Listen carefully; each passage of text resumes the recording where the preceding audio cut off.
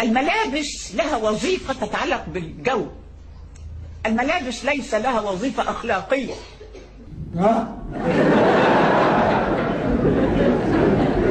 الملابس لا تعبر عن أخلاقي.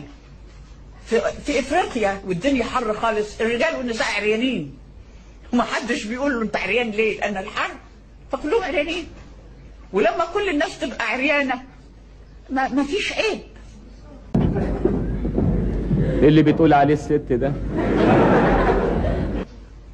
ليه المرأة تغطى والرجل لا يغطى؟ لا، ما شيء غريب جدا. يعني أنا ليه ضد الحجاب؟ لأنه ضد الأخلاق.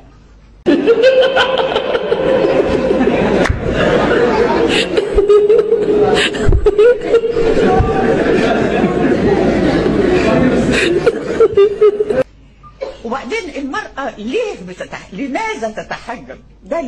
كيف نفكر هنا بقى؟ المرأة تتحجب ليه؟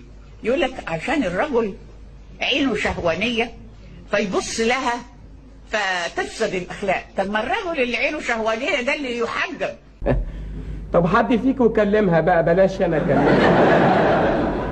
يعني ده اللي عينه تحجب المفروض او تتخلع عينه. يعني الرجل الذي ينظر الى المرأة بشهوة في الشارع ده لازم يا اما نغطي عينه يا نخلعها. لا، واثقة من نفسها، مش واخد بالها كده يعني، لانها فاسدة. هل المرأة بتبص للرجل في الشارع؟ طيب الرجل له شهوة، صح، كل واحد له شهوة. المرأة لها شهوة ايضا للرجل. نغطي الرجل بقى لان المرأة بتشتهي الرجل، لازم نغطيه رخر. ايه يا شيخ؟ ايه يا شيخ؟ ايه بقى يا شيخ؟